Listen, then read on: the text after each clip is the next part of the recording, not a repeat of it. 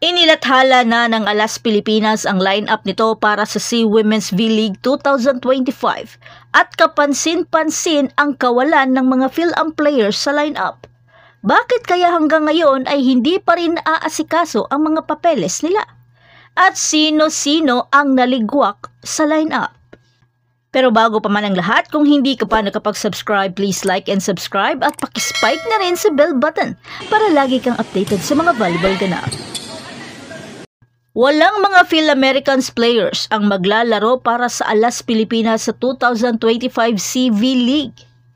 Kinumpirma ito ni Alas Pilipinas head coach George Soza de Brito noong Lunes ng hapon bago umalis patungong Thailand para sa unang leg ng regional meet, kasama na ang 16 women's national team roster.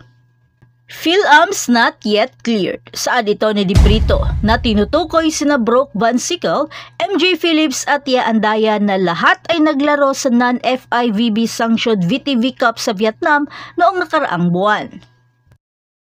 Sa halip, isang grupo ng 5 mahuhusay na spikers mula sa UAAP ang mangunguna para sa pambansang kupunan na sina Angel Canino, Bella Belen, Alaysa Solomon at Shaina Nitura. Kasama rin sina Ea Laure, Laila Cruz, Vanny Gandler at Cla Loresco para makompleto ang 7 women's spiker core. Ang team captain na si Gia de Guzman ang patuloy na magsiset para sa pambansang kupunan, kasama ang papasok na Akari setter na si Mars Alba.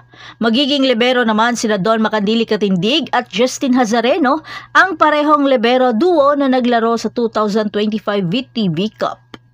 Ang bagong quartet ng middle blockers ay pinamumunuan ni Del Palomata, ang best middle blocker ng 2025 ABC Nations Cup, kasama sina Thea Gagate, Fifi Sharma at Madi Madaya. Pero sino-sino ang hindi nakapasok? Kabilang sa mga hindi nakapasok ay sina setter Lams Lamina, middle blocker Amy Provido at spiker Alia Malaluan, kasama ang Phil-American trio ng Alas na sina Van Sickle, Phillips at Andaya. Para sa huling tatlo, ang kanilang mga papeles ay hindi pa tapos na maproseso ng FIVB upang maging cleared na makapaglaro para sa pambansang kupunan bilang mga regular na mga manlalaro. At pansin nyo rin ba? Hindi rin nakapasok sina libero Jen Yerva at setter Julia Coronel. Dahil sa mga FIVB World Ranking Points na nakasalalay, ang Alas Pilipinas ay papasok sa 2025 CV League bilang ika-47th na rank sa mundo at ika-8 naman sa Asia. Ang Leg 1 ay gaganapin mula August 1 hanggang August 3 sa Thailand. Kasunod ang Leg 2 mula August 8 hanggang August 10 naman sa Vietnam. Walang tatawa. Ay. Ano mo ng dolphin daw?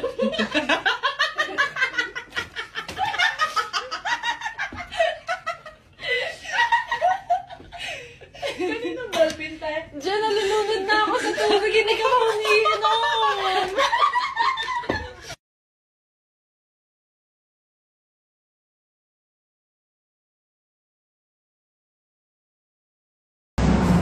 Ano? Ano? Ano? Ginabi na lang talaga. Lakad pa din. Bakit ka dyan nakahawak? Ate?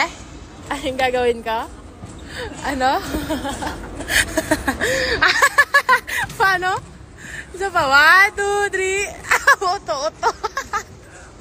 Sa'yo kasi iba yun. Ano ka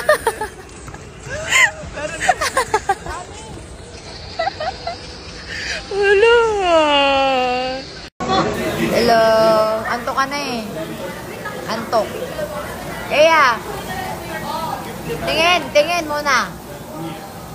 Yan. Tingin.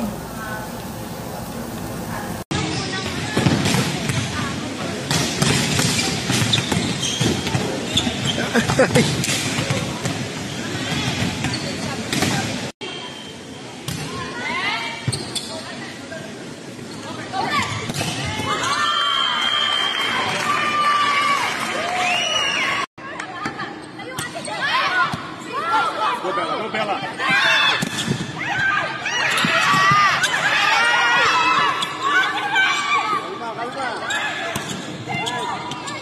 Triple!